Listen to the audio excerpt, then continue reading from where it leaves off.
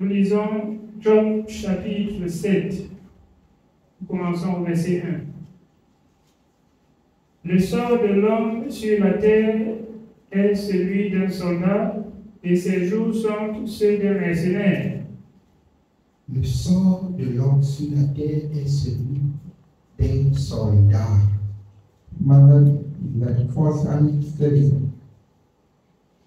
Le sort de l'homme sur la terre est celui d'un soldat. Un soldat, quand il part de sa caserne pour la guerre, il part pour vaincre. Il ne sort pas pour mourir. Le soldat, quand il quitte sa caserne, son état d'esprit, c'est pour vaincre. C'est pour gagner le combat. Ce n'est pas pour mourir. On ne vient pas à Jésus pour mourir. On vient à Jésus pour vivre. Nous sommes des soldats de Christ. Je vous dis en toute vérité, si on dit à BBR que on cite les noms de ceux qui doivent sortir pour le combat, ils vont sortir avec un état d'esprit de vainqueur. S'il sait qu'ils sont pour mourir, il ne va pas sortir. Les enfants de Dieu, vous avez tout le privilège. C'est pour cela que l'apôtre Paul vous dit dans Éphésiens, prenez les armes, toutes les armes spirituelles avec lesquelles vous pouvez vaincre, éteindre toutes les traits enflammés de la part de l'ennemi. Beaucoup de soldats meurent parce qu'ils partent avec des armes qui ne sont pas sophistiquées. Que l'adversaire a des armes plus solides que ses armes et il tombe. Mais vous, vous avez les armes les plus sophistiquées. Ça veut dire que si vous tombez, c'est votre ignorance. Celui qui fabrique les armes, c'est votre patron. Il a donné des armes à l'adversaire qui se rebellait contre lui. Mais l'adversaire a pris des armes, mais pas des armes sophistiquées. Il y a la dernière génération des armes par le Saint-Esprit, par les dons de l'Esprit qu'il a disposé pour vous. Donc si vous êtes sage, si vous êtes intelligent, vous ne perdez pas le combat. Vous ne perdez pas le combat. C'est pourquoi vous pouvez comprendre. Je n'ai pas peur, j'appartiens à Dieu. Je n'ai pas peur, mon sauveur est là. Il m'a aimé depuis la croix. Il a vaincu pour que je sois vainqueur. Je n'ai pas peur, je n'ai pas peur, j'appartiens à Dieu. Je n'ai pas peur, mon sauveur est là. Tout genou fléchit devant Jésus-Christ. Tout genou fléchit devant Jésus-Christ. Il a vaincu l'adversaire qui te combat aujourd'hui depuis la croix. Donc tu devais marcher dans un état d'esprit de vainqueur. Tu ne cherches pas, tu as déjà. Osée 4:6, mon peuple est détruit parce qu'il lui manque de connaissances. Il a mis toutes choses à ta disposition. C'est pour cela que dans Deutéronome 30, alors, s'ils périssent, à moins des points la faute. Vous pouvez bien comprendre. À la croix, Jésus, tout est accompli. Il est le chemin, la vérité et la vie. Il a frayé ce chemin. Et il vous a dit, elle est glissante. Prenez garde. Suivez mes pas. Marchez comme moi-même j'ai marché sur cette voie. L'homme sur la terre était un guerrier. Mais le guerrier qui déjà à l'avance a remporté le prix de la guerre. Si vous mourrez, c'est que vous avez choisi mourir. Si vous mourrez, c'est que vous avez choisi mourir. Peu importe.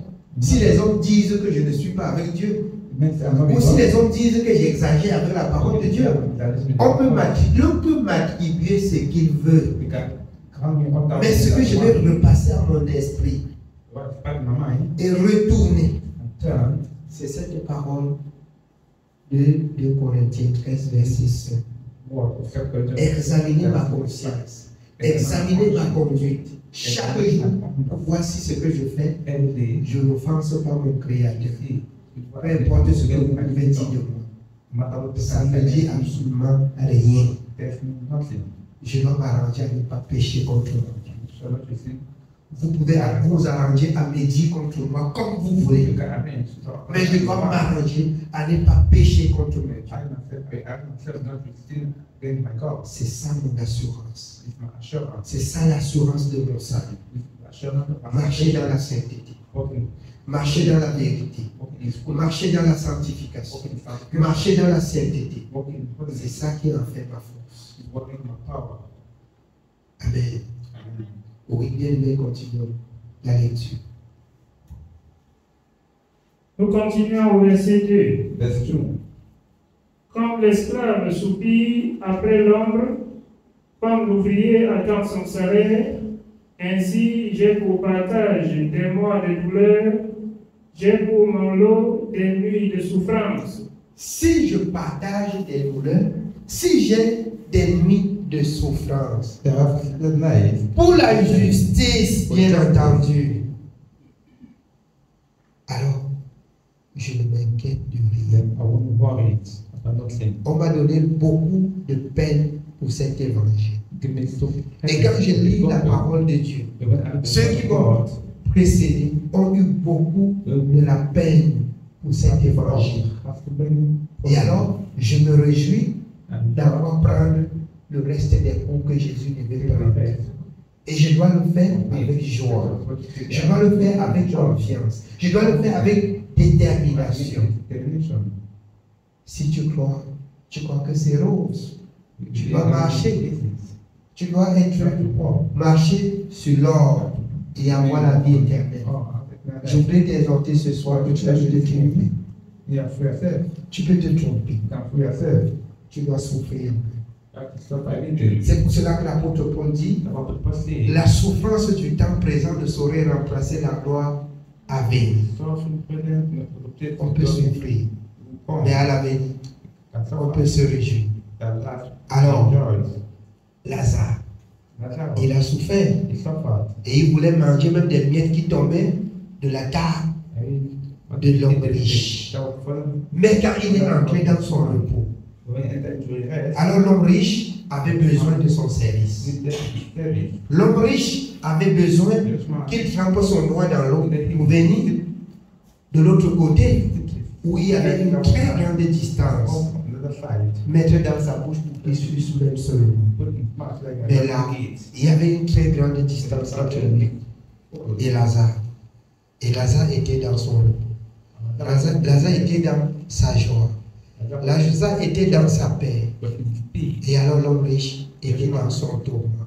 Lazare a souffert sur la terre. Lazare pouvait regagner la confiance de son Dieu en bénéficiant de son repos et de la joie. Et l'homme riche était tourmenté. Nous pouvons avoir quelques tourments. Mais sachons que les tourments du temps présent ne sauraient remplacer la joie et la gloire à venir, le repos à venir. C'est ça la suite. C'est pour cela que l'apôtre Pierre dit qu'on ne souffre pas comme s'ingérant dans les affaires d'autrui. Qu'on ne souffre pas comme pécheur. Que la souffrance ne soit pas la souffrance du péché. Parce que la souffrance du péché conduit à la mort. Et il y a la seconde mort. Amen. Qu'on ne souffre pas comme pécheur.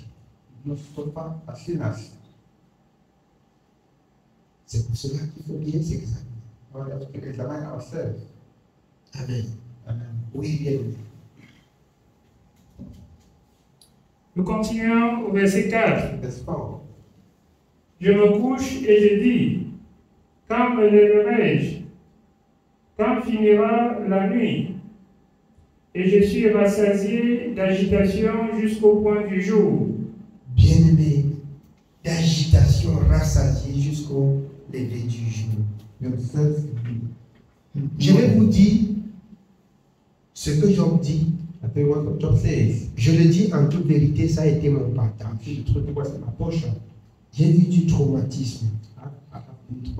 Et je regardais souvent le téléphone comme ça. Il est 2 heures. Je prie Dieu que le jour se lève. C'est comme si on doublait les nuits devant dans la souffrance. Mais j'ai compris que c'était un temps. C'était un passage. C'était des instructions. Et des instructions très fortes. Quand je me couchais, je me posais la question à savoir, le jour va s'élever quand? Dans la souffrance, dans la maladie, dans des tribulations, par d'autres bien-aimés, par d'autres soi-disant frères. Je me posais la question, quand est-ce que le jour va se lever? Je vous dis ça ce soir pour vous dire que la parole de Dieu c'est la vérité. Je comprends que je dois encore beaucoup travailler pour mon salut. C'était un passage. C'était un passage que Dieu me dit, je dois veiller. Que la souffrance là ne trouve rien d'injuste dedans ma vie. Sinon, ça peut me conduire à la mort. Ça peut me conduire à la mort. Beaucoup ont dit que j'étais frappé parce que j'ai changé la doctrine. Mais par la suite, j'ai rendu grâce à Dieu parce que j'étais au milieu des incrédules. Et si j'étais bien portant, certainement, je pouvais même manger le poison et mourir. Mais Dieu m'a arrêté. Dieu m'a arrêté. Dieu m'a rempli par les nuits de douleur. Je voulais même voyager. Et les douleurs ne me permettaient même pas de voyager pour rencontrer ceux qui me trouvaient. J'ai compris que toute chose concourt bien de ceux qui aiment l'Éternel. Ainsi, la parole de Romains, j'ai compris aussi que c'est la vérité. Bien comme mal, toute chose concourt bien de ceux qui aiment l'Éternel. Et en ce jour, je rends grâce à l'Éternel. Je le dis parce que j'affirme et je confirme que la parole, toute la parole de Dieu, c'est la vérité. C'est la vérité. J'ai eu des douleurs que je ne sais pas si quelqu'un peut supporter ce genre de douleur. J'ai eu des douleurs que je n'ai même jamais entendu quelqu'un parler de ce genre de douleur. À un moment, je prenais la nourriture seulement pour avaler. Je poussais la nourriture seulement parce que la nourriture n'avait pas de goût. Je n'avais pas de désir, je n'avais pas de paix, je n'avais pas, mon ventre ne recevait pas. Et bien même quand ça entre dans mon ventre, je vais au pot, ça sort comme j'ai mangé. Je n'ai jamais vu ça, je n'ai jamais entendu ça.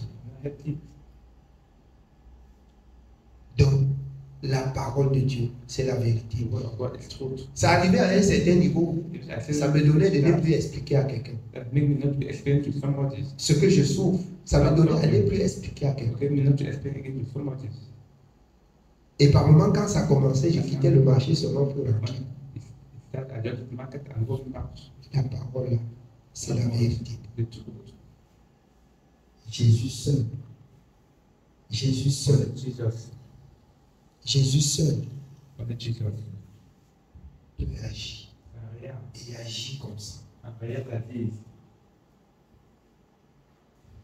Il y a des moments où j'ai arrangé mon sac pour dire je vais sortir pour l'évangile. Quand j'ai seulement à l'esprit que je sors, demain vendredi, je voyage. Alors, la nuit, ça commence. La nuit, ça commence. Avec le sang, le lendemain, ça ne me laisse pas bouger. Je comprends aujourd'hui que Dieu m'épargnait de beaucoup de choses. Dieu m'épargnait de beaucoup de choses. Toutes choses concourent bien de ceux qui aiment Dieu. C'est pourquoi ce soir je peux vous dire encore que l'homme n'est pour souffrir. Mais que l'homme ne souffre pas comme s'ingérant dans des affaires d'autrui. Dans la souffrance, ne souffre pas comme pécheur. Dieu peut permettre une souffrance pour te retirer dans certaines situations. C'est la vérité. Je peux vous dire avec conviction. Je peux vous dire avec détermination. Parce que j'ai vu. J'ai vécu. Amen. Oui, bien aimé. Nous continuons au verset 5. Verse 5. Mon corps se couvre de verre et d'une croûte terreuse. Ma peau se crevasse et se dissout. Mes jours sont plus rapides que la navette du tisserand. Ils s'évanouissent, plus d'espérance. Souviens-toi que ma vie est un souffle. Souviens-toi que ma vie est un souffle.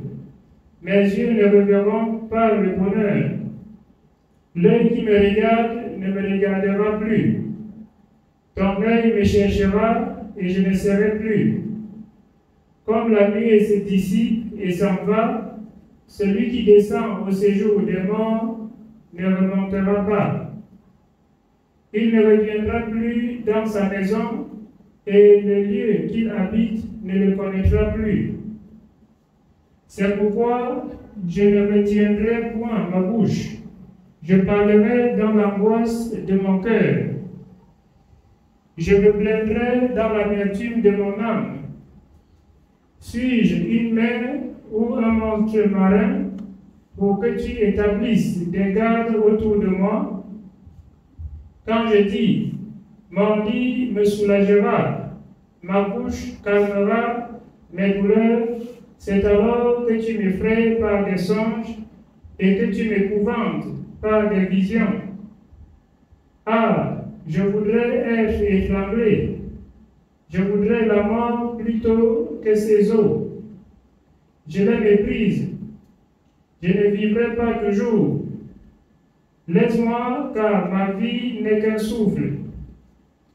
Qu'est-ce que l'homme pour que tu en fasses tant de cas? Pour que tu daignes prendre garde à lui, pour que tu le visites tous les matins, pour que tu l'éprouves à tous les instants. Quand cesseras-tu d'avoir le regard sur moi?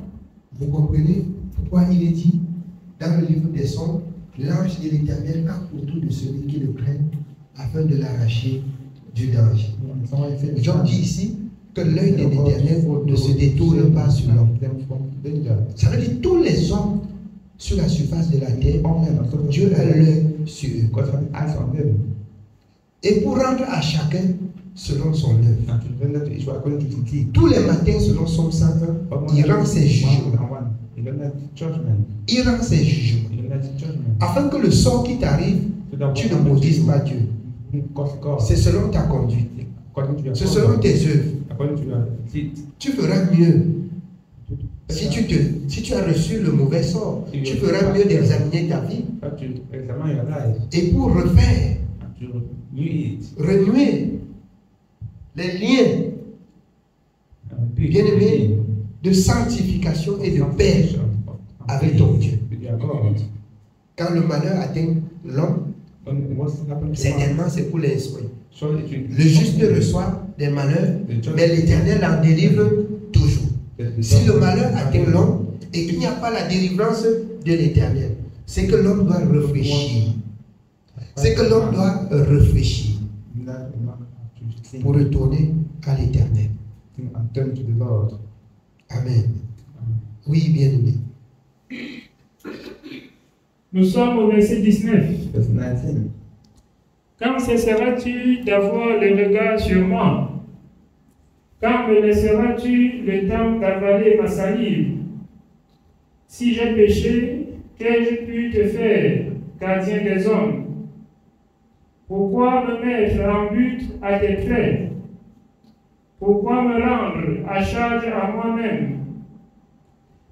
Que ne pardonnes-tu mon péché et que n'oublies-tu mon iniquité? Car je vais me coucher dans la poussière. Tu me chercheras et je ne serai plus. Amen. Amen. Que Dieu soit béni. Bien-aimé, c'est le message de ce soir. Que le Seigneur nous donne à chaque situation de nos examens. L'apôtre Paul dit dans le livre dans 1 Thessaloniciens 4, alors vous avez appris de nous comment vous conduire et plaire à Dieu. Si c'est là ce que vous êtes, allez-y de problème en problème. Si ce n'est pas le cas, bien-aimés, examinez-vous et retournez à l'Éternel. Amen. Que Dieu soit béni.